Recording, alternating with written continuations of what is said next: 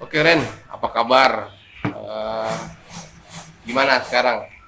Alhamdulillah baik. Sekarang ya gini, sekarang udah udah nggak jadi member band lagi. Gua sama istri fokus ke ngurusin brand sendiri.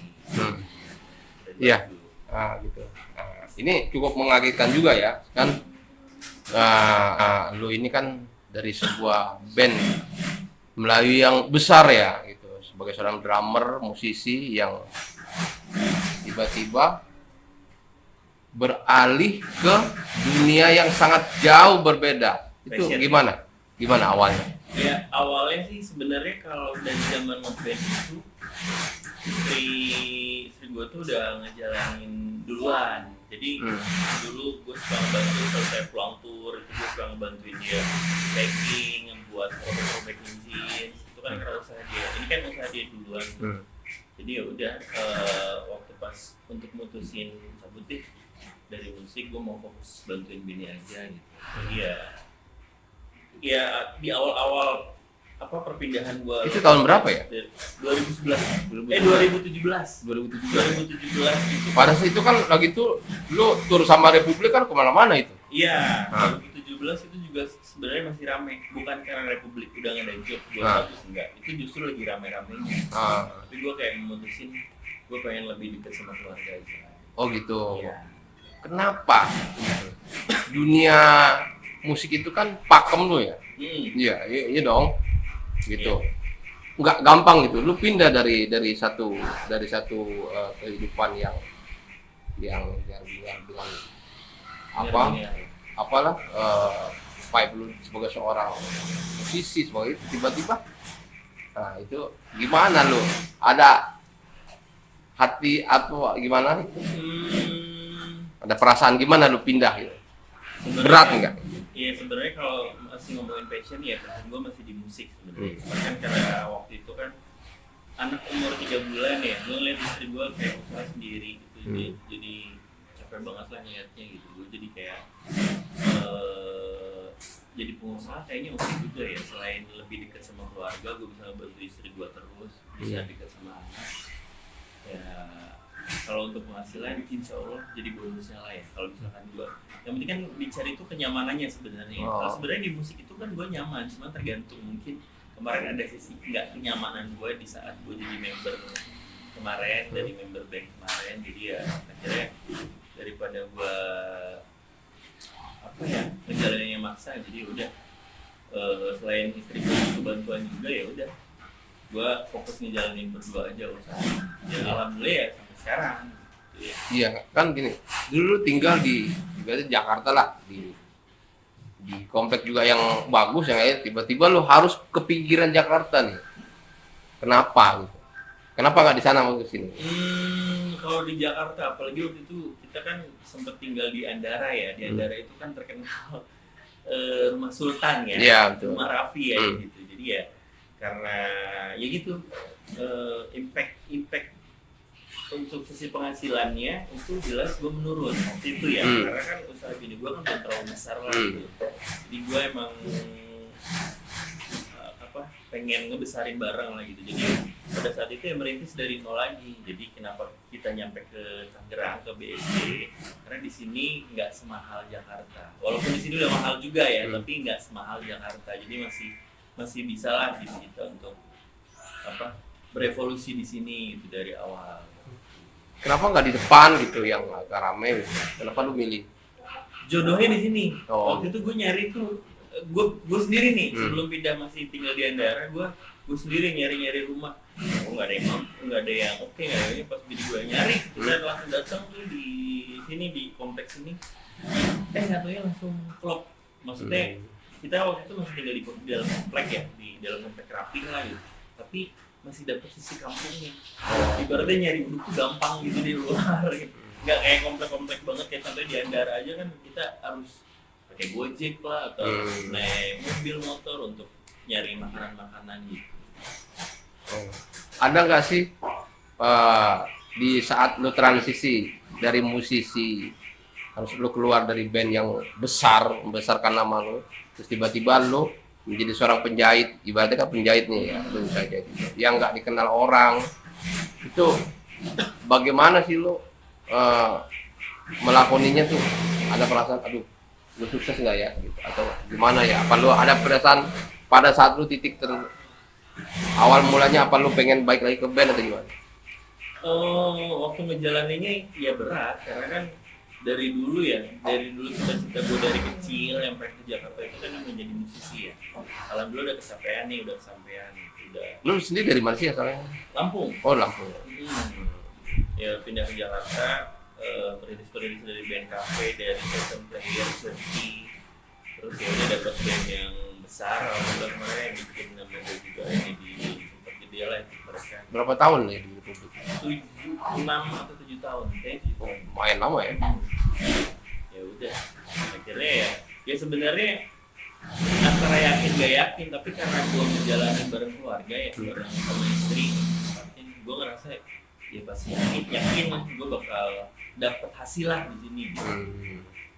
Hasilnya jadi double, bukan karena kesuksesan di materi aja ya gitu, cuman kesuksesan di ya gue selalu gitu ya. Kalau dulu band kan ibaratnya gue cuma sebulan berapa kali keluar. Iya betul. Terus berapa sih modal yang harus lo awal itu? Kan kalau lihat dari tempatnya ini kan kayaknya butuh modal yang besar ya. Modal awal berapa? Modal awal itu justru dari sisa-sisa perjuangan di Republik sama tabungan bini gue, lebih besar tabungan bini gue malah dulu. Dan kita dulu masih punya satu mobil yang alhasil kita jual untuk modal juga ya. Enggak. Termasuk rumah? Ya, yang rumah-rumah yang dulu di Bambu Apos yang belum ditempatin akhirnya dijual lagi nggak jadi. Ya udah, akhirnya ya dari situ. Kalau modal awal banget sih, kalau boleh ngomong nominal ya, modal awal banget sebelum kita jual-jual itu gue pinjem uang sama temen itu kalau nggak salah 5 juta ya, 5 juta untuk ngejahit. Kalau dulu kan bini gue usaha sendiri itu dia mesti ngasih salary, kayak dia beli barang terus sama dia dirubah apanya gitu. Nah, untuk itu masih brand sendiri tapi masih brand dewasa. Waktu pas brand anak ini bini gue kayak awalnya cuma beli aksesoris kayak bando gitu, habis itu sama dia dijual-jualin. Pas saat udah pindah sini ya, untuk bikin sendiri kita kan butuh modal ya, beli bahan apalah itu kita minjem uang sama temen, kalau nggak salah saya ingin gue 5 juta. Modal awal 5 juta ya? Awal 5 juta. Sampai berkembang seperti ini itu kira-kira udah berapa yang perkiraan dari awal pindah ke Tangerang sampai punya mesin sendiri itu hitungan bulan lah ya. Paling gue cuma punya 5 atau 6 mesin gitu dulu. Terus masih pakai kontrak rumah gitu lah untuk naruh mesin jahit. Dan perjalanannya untuk bisa kebeli tempat ini itu sekitar 2 atau 3 tahun ya? 3 tahun gue bisa ngebangun tempat sendiri, beli tanah sendiri, ngebangun tempat sendiri. Terus kenapa brand baju anak-anak yang lo kenapa? Yaitu dulu kan kita bini gue itu usaha di brand dewasa ya. Ada ripped jeans, ada jaket kulit yang dulu sempat supply kasih endorse ke artis GGS ya, itu dia. Itu jaket kulit itu dari gue tuh, ya, termasuk jaket jeansnya juga yang apalah gitu. Terus waktu pas gue punya anak, bini gue tuh nggak sengaja makin bando aja, bando ke anak gue terus diposting terus tiba-tiba ada yang nanya, jual nggak sih, lucu banget gitu, itunya bandonya. Akhirnya kepikiran untuk banyak juga nih yang nanya, cobain jualan. Akhirnya dia beli lagi apa yang dibeli pun yang buat dipakai ke anak gue, dia beli lagi terus dijual-jual, laku ya udah keterusan akhirnya tuh bikin brand sendiri. Ya, namanya apa?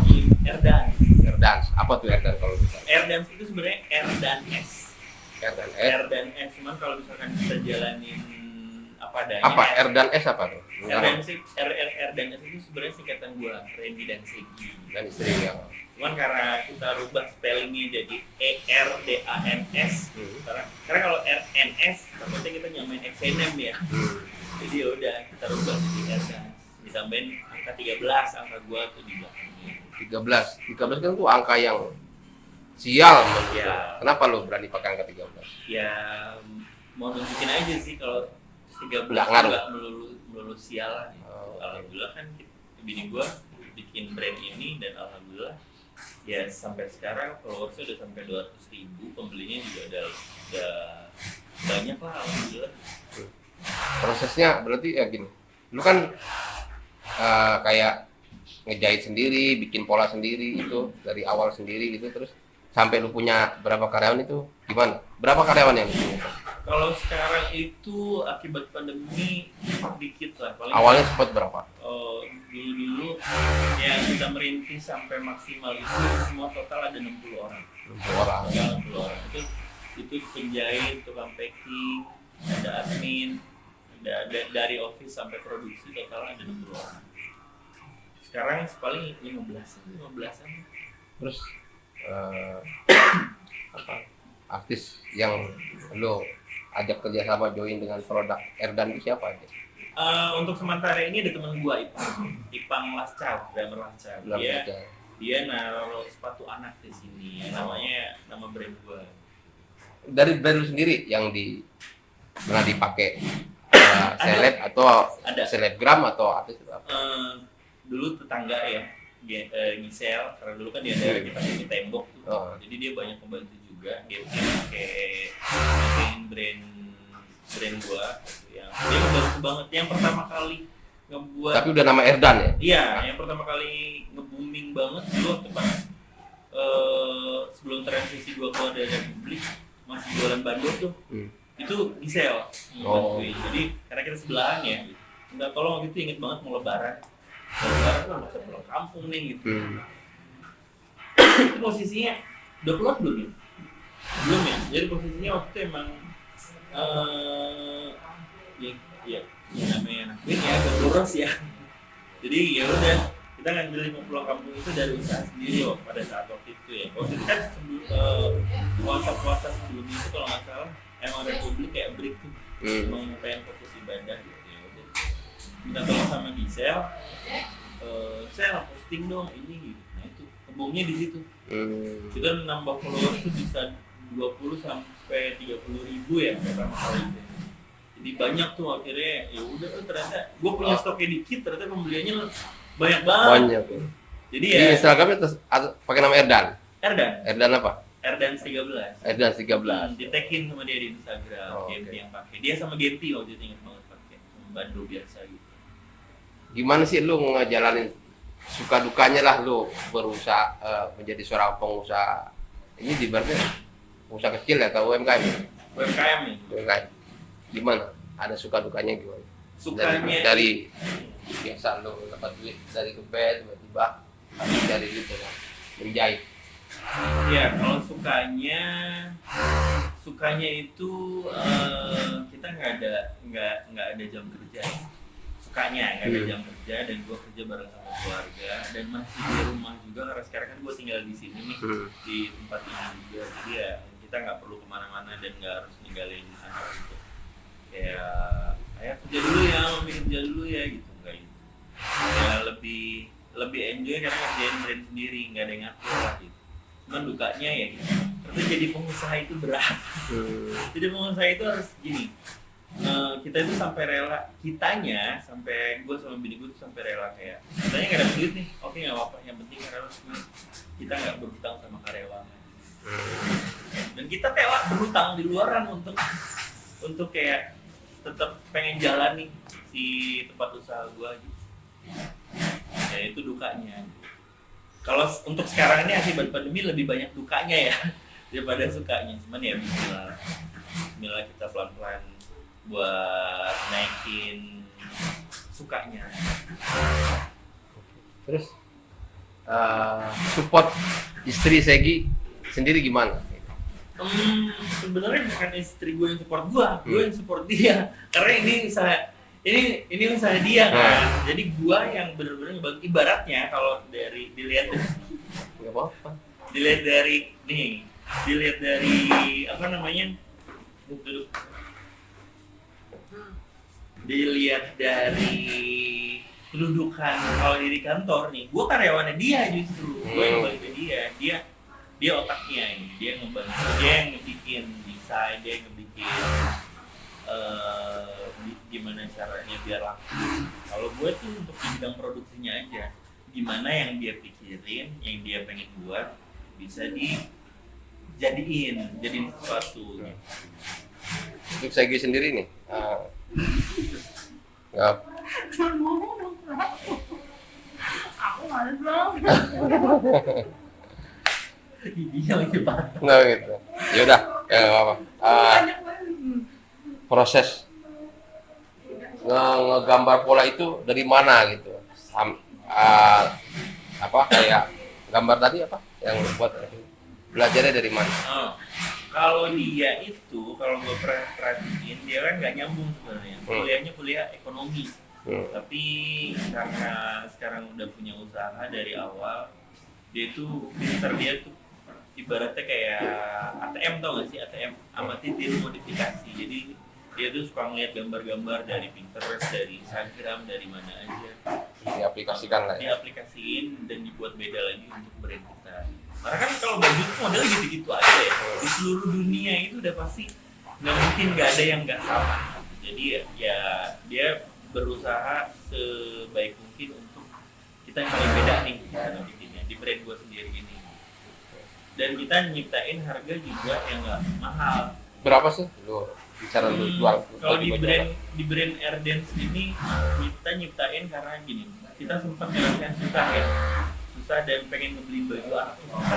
Nah itu sebenarnya awal muasalnya kita bikin brand baju anak, salah satunya itu waktu pas bisa transisi gue lepas dari publik dan masih merintis, itu anak gue sampai baju aja dikasih dari temen gitu. Gitu. Jadi karena itu bini gue nyiptain baju yang untuk nggak dijual mahal. Kita ada 100.000 kok, 100.000 itu kita dapat satu set. Bahkan waktu itu dapat baju, celana sama aksesorisnya itu di bawah 100.000. Paling mahal tuh 80.000-an.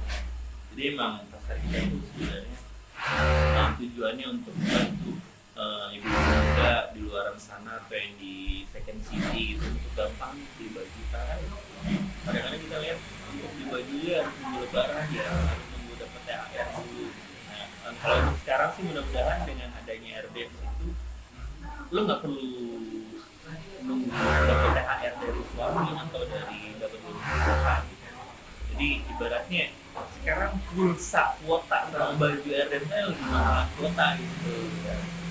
Dan alhamdulillah nyiptainnya juga nggak yang simpel, dan kalau menurut kita dan menurut customer yang udah belanja ya mereka puas. Brand ini Erdan ini sempat terjual paling banyak berapa sih? Berapa yang tertinggi, yang nggak tertinggi, yang bisa? Tertinggi kita hitung satu model aja ya. Kalau ngitung satu model itu kita 500 biji dalam waktu hitungan 2 jam. 500 biji berapa tuh kalau di rupiah? Angka yang pernah tertinggi juga. Kalkulator. Jadi pokoknya Kira-kira aja.